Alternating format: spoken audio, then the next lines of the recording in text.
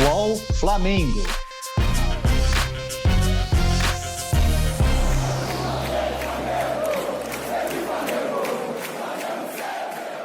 Patrocínio Brahma. Bramosidade, cremosidade que só a Brahma tem. E lubrificantes Móbil. Se tem movimento, tem Móbil.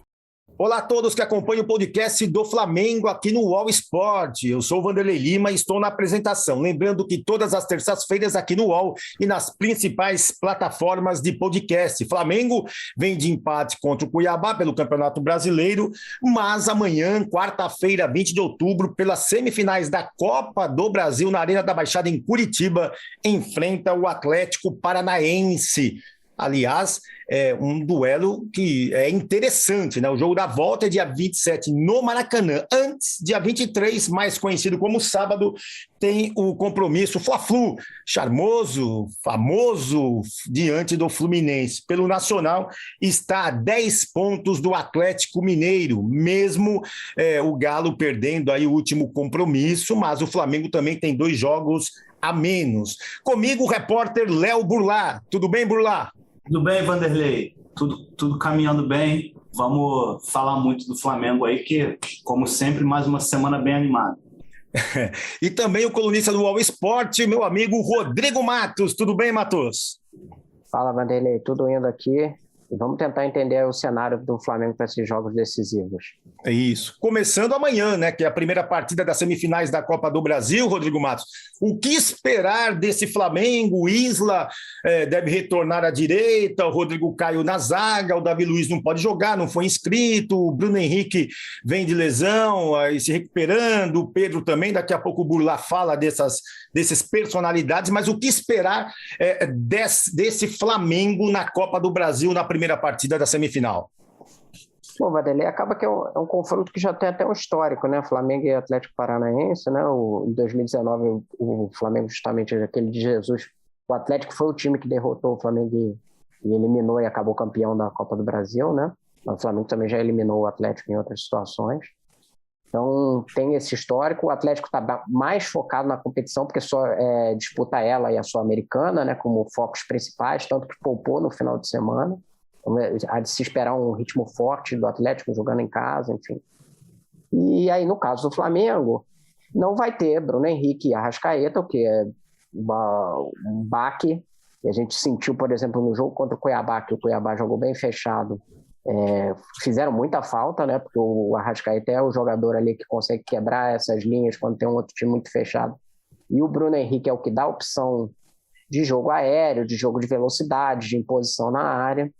E provavelmente também não terá o Pedro, né? Ou seja, o Flamengo perde muitas opções aí de alternativas que não sejam chegando por baixo, com o Michael e o Gabigol, ou então ali com uma armação de toques mais curtos, que é o que o time tem adotado sem ter esses jogadores, né? Um jogo de aproximação, e aí quando o outro time... Só que o Atlético não vai jogar, obviamente, como jogou o Cuiabá aqui no Maracanã, né? Vai jogar em casa, é um time agressivo quando joga em casa, então a gente espera que seja um jogo mais franco dos dois lados, né? E não um jogo de um time se defendendo contra o outro. Também não acho que o Atlético vai sair alucinadamente para frente, vai ser até por ser o primeiro jogo, em geral os primeiros jogos desses mata-matas são mais estudados que os segundos, quando você já tem um quadro meio desenhado e os times sabem o que precisam, vão precisar de um empate ou de uma vitória, dependendo do que for o cenário para o Maracanã. Ainda se destacar que o Atlético não tem público, né? Enquanto no Maracanã vai ter, mas aí por uma opção do próprio Atlético, né? Eles fizeram uma votação e decidiram não voltar com público esse ano. É o único time da Série A que... Bom, o Bahia ainda estava para provar, né? Mas assim, que por opção não vai querer ter público. Isso deve ter um peso, obviamente, porque a torcida do Maracanã, no segundo jogo, é provável que tenha um bom público, né? Sim. Léo Burlá, você que é setorista, acompanha aí tudo, né? As informações do Flamengo, como virá o Flamengo diante do Atlético Paranaense, a primeira partida das semifinais da Copa do Brasil? Como disse o Rodrigo, ainda vem um pouco remendado, né? Muito provavelmente Pedro ainda fora, Davi Luiz certamente fora, Bruno Henrique fora, Arrascaeta fora. Imagino o Rodrigo Caio voltando, depois dele fazer uma pausa, né, contra o Cuiabá.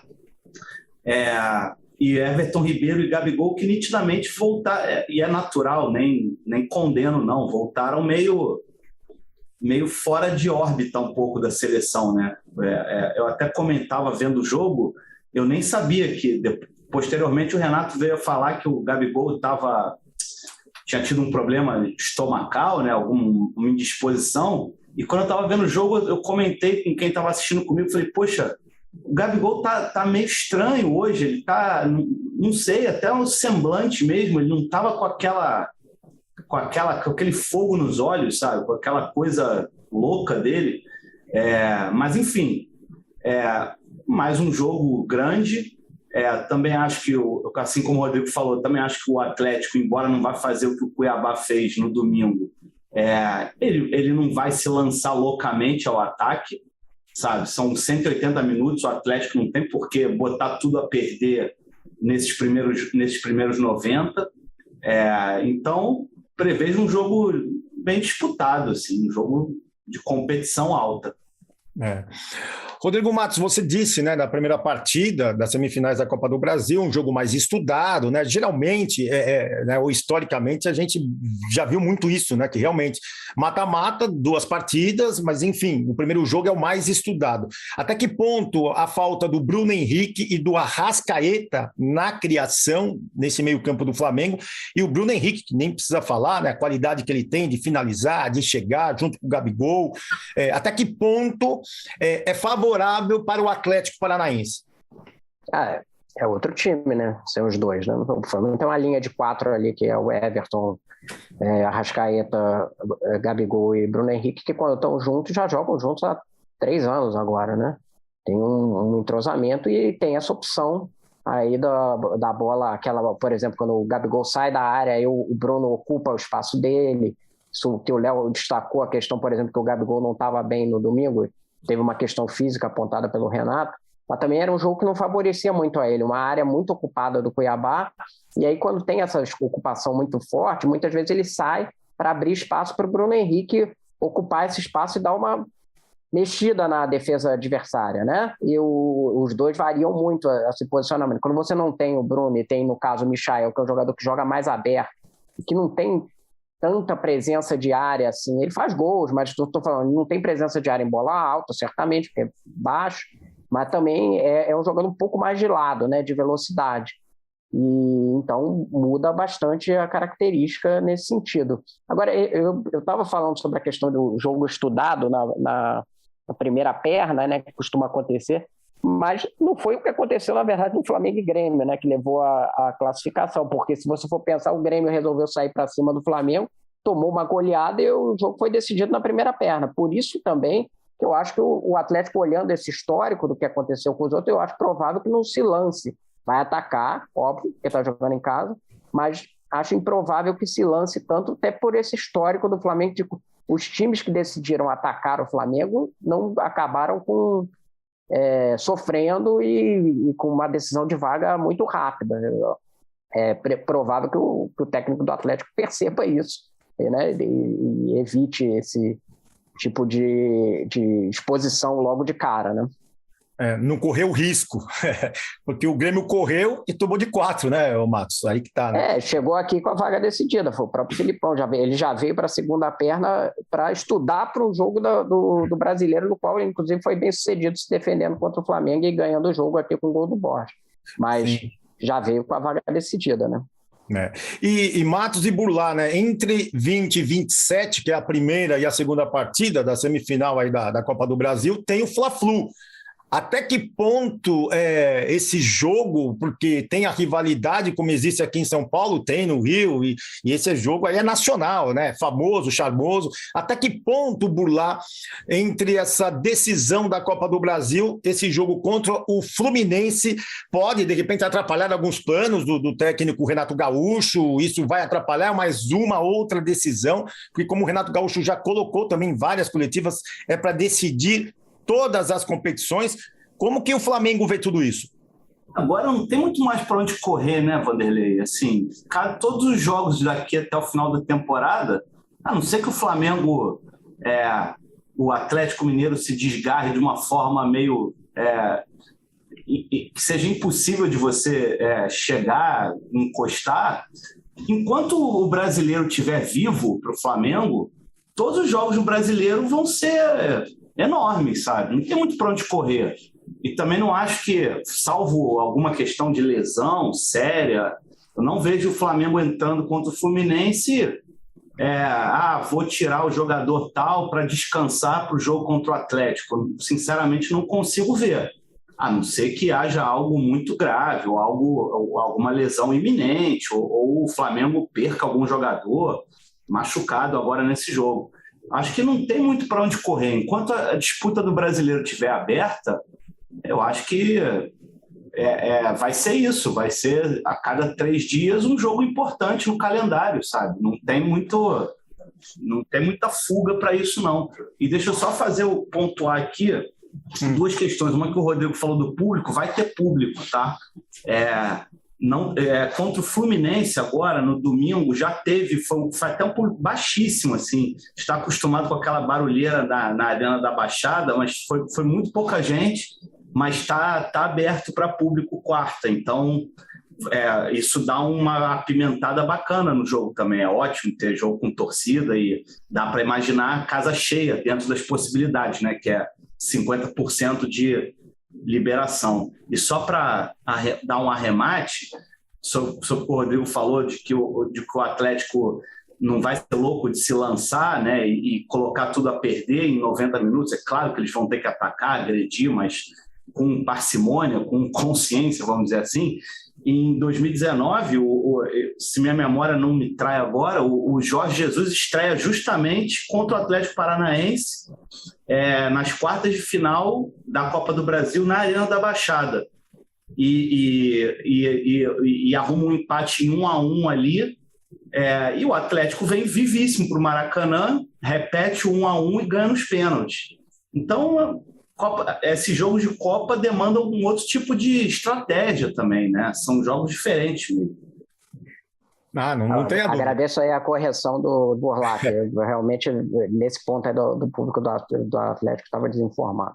Não, legal. Agora um break, daqui a pouco mais do Flamengo com o repórter Léo Burlac e também com o Rodrigo Matos, colunista do UOL Esporte. Já imaginou poder conhecer o maior ídolo do seu time? Tirar uma foto oficial com o elenco? Acompanhar o treino?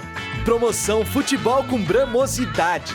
Concorra a experiências com seu time do coração, além de kits com itens exclusivos. Acesse www.brama.com.br/promofutebol e faça o seu cadastro. E cadastrando a nota fiscal de compra de qualquer produto Brahma, as suas chances dobram. Participe. Confira o regulamento no site. Beba com moderação. Os lubrificantes Mobil estão presentes nos mais diversos segmentos. Seja levando astronautas para o espaço, movimentando todos os setores industriais, movendo fretes terrestres, aéreos e marítimos, movimentando carros, motos e caminhões. Acima de tudo, movimentando pessoas. Mais do que lubrificantes, soluções com a máxima tecnologia e alta performance que te levam em direção às melhores conquistas. Se tem movimento, tem Mobil.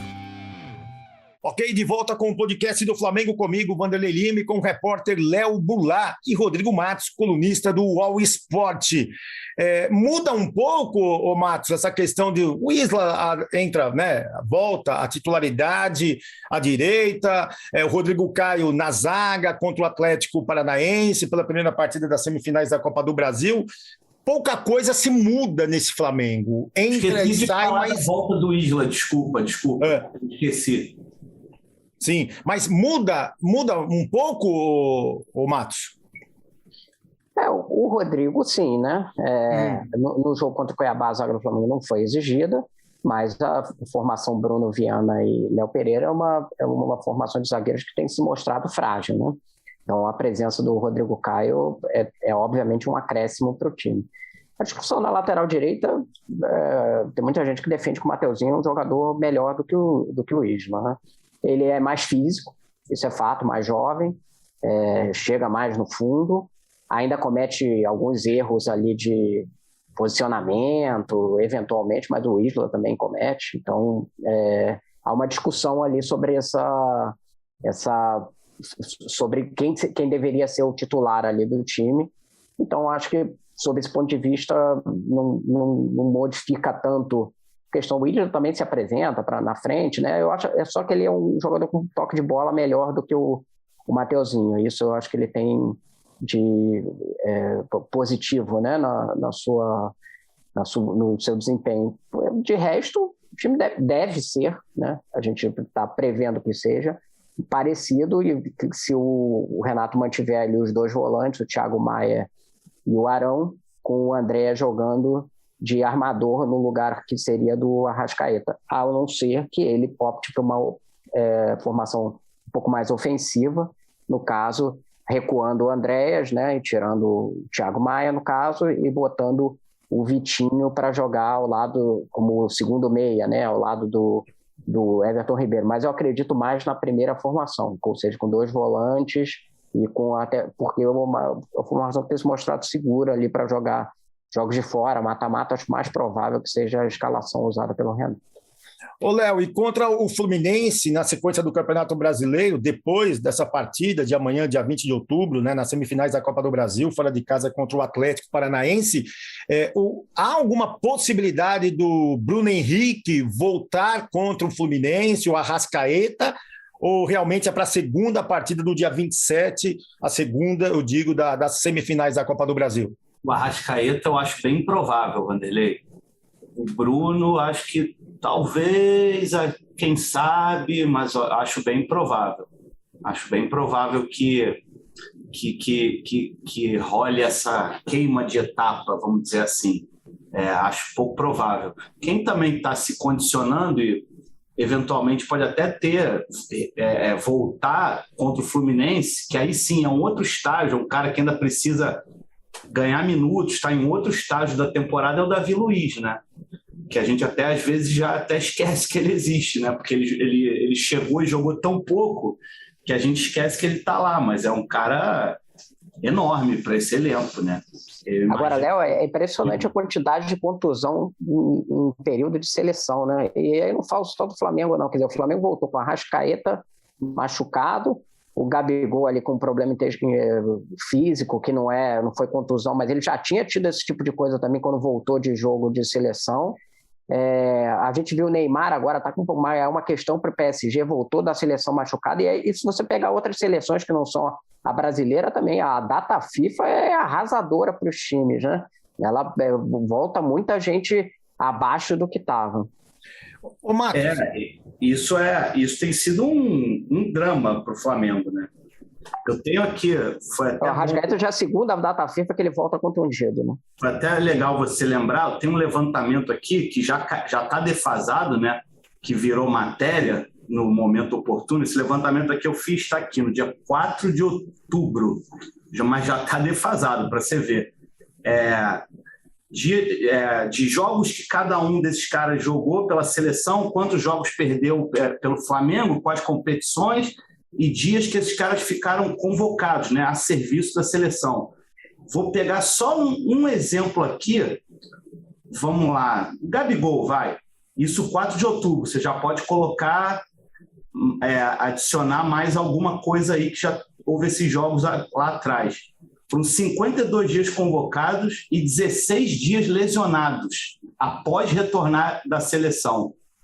Ou seja, é um negócio muito sério, sabe? E no caso do Flamengo, tem esse elenco mais estrelado, vamos dizer assim, a lista tem Everton, Isla, Gabriel, Arrascaeta, Pires da Mota, que não joga, mas faz parte do elenco, Rodrigo Caio, Pedro e Gerson. Todos esses caras, em algum momento, desfalcaram o Flamengo. O Isla, que é o cara que ficou mais tempo fora, que aí você coloca a Copa América, eliminatórias, um montão de coisa, foram 54 dias fora do clube. Ou seja, são 2 meses de salário pago para o cara servir o Chile, né? Que é uma distorção, né? E essa discussão não se restringe ao Flamengo, é uma discussão de calendário, uma discussão nacional, internacional. É uma loucura, né? Você pensar que você tem um jogador que você, 2 meses do ano, você fala, não, toma aí, é seu, não recebo nada por isso, continuo pagando religiosamente em dia, eventualmente o cara ainda volta lesionado, sabe? É uma grande maluquice, né?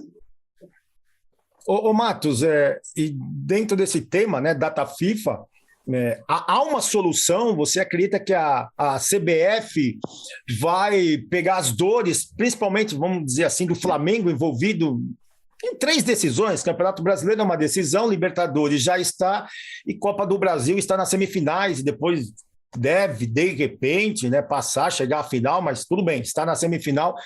Você acredita que a CBF vai brigar pelo Flamengo, especificamente? Bom, já ficou claro na última decisão que não, né? A CBF não brigou pelo Flamengo, ela tomou uma decisão de não adiar os jogos, depois de dizer que ia adiar, e ela decidiu não adiar e deixou o time já sem 3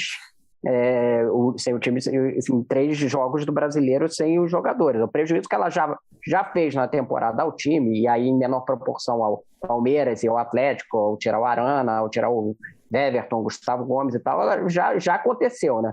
O que a gente está discutindo agora é se vai ter algum paliativo agora nas últimas datas FIFA, que seria o Tite, já que não vai ter adiamento, de repente abrir mão de algum tipo de convocação, e aí tem que ver se ele vai ter como esses jogadores já tiveram oportunidades de jogar, embora não seja muito justo com eles, eles já vêm jogando bastante, já foram testados, e acho que não seria um grande prejuízo na carreira deles na seleção e a disputa da vaga na Copa, e nem para a campanha brasileira, porque o Brasil já está praticamente classificado, né, para a Copa do Catar.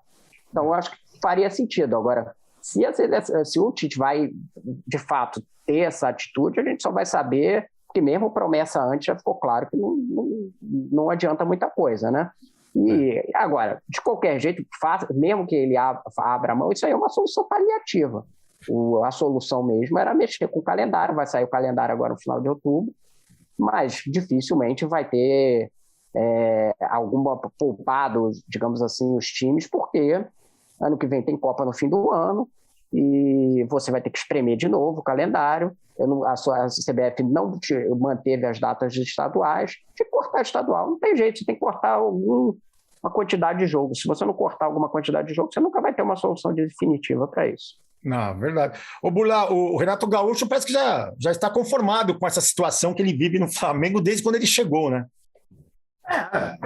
Não tem muito o que ele possa fazer, né? É uma discussão que está em outra esfera. Cabe a ele fazer a parte dele, que é reclamar, basicamente. Reclamar e lembrar todo mundo da distorção, da incoerência que é um calendário desse que te rouba jogador o tempo inteiro, sabe? Agora, Léo, o Renato é esperto para se adaptar aos contextos de onde ele está, né? A gente viu essa história da coisa da Copa do Brasil, que ele lá no Grêmio priorizava a Copa do Brasil, priorizava a Libertadores, a mata-mata era quase só o lance dele.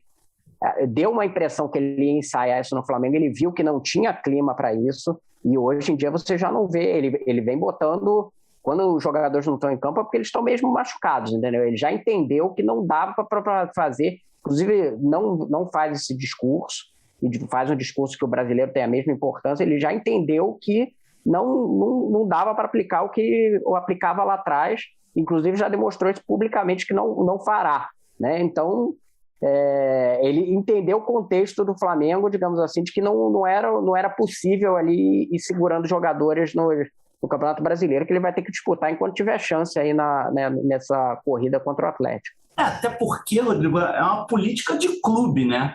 O Flamengo não permite que o Renato ache que o brasileiro é um acessório na temporada, entende? No Grêmio, a gente sabe o tamanho que o Renato tinha na decisão das coisas, sabe? O Renato não vai virar no Flamengo e dizer: gente, olha, brasileiros já ganharam muito nos últimos tempos, vamos se concentrar aqui na Copa, na Libertadores. Simplesmente proíbem ele de fazer isso. Então também cabe a ele, como funcionário do clube, como treinador do clube, com o material que ele tem na mão, que não é fraco, tentar as soluções. Vai perder jogo, é óbvio que vai. A gente vai comentar em cima do desempenho, se jogou bem, se não jogou, o que o técnico fez para alterar o cenário de um jogo, o que ele não fez. Mas no Flamengo ele simplesmente é impedido de fazer isso. E você tem razão, ele até ensaiou. Eu digo que ele está fazendo questão, inclusive, de dizer que não está poupando. Ele está fazendo questões que está deixando claro do quanto para que não exista essa, digamos assim, acusação. Cada vez que tem um jogador que não está em campo, ele já aparece no fim do jogo para explicar que aquele ali estava poupado por essa e outra questão física, o que ele fez, enfim. E sem contar que tem aquele jogador que é o motorzinho do clube, do time, pelo menos eu entendo, estou vendo os últimos jogos do Flamengo, esse Michael, como me agrada, Matos e Burlá, esse jogador. A gente tem que, inclusive, eu vou fazer aqui a minha meia-culpa, mas eu acho que provavelmente toda a imprensa esportiva tem de alguma forma. O Michael foi muito maltratado no ano passado, né, no Flamengo, no sentido de que foi, inclusive... acho que as críticas acabaram sendo meio pesadas para cima dele, no sentido de ficar tratando como totalmente desnecessário, enfim. E ele estava enfrentando um problema sério, que depois ele já relatou até numa entrevista, a questão de depressão, que é uma coisa que a gente tem que ter muito respeito. E a partir do momento que ele foi superando isso, e as pessoas falam muito do Renato, mas isso é uma questão muito anterior ao Renato, foi ele mesmo que foi buscar tanto um tratamento quanto uma recuperação física e tal, já com o Rogério.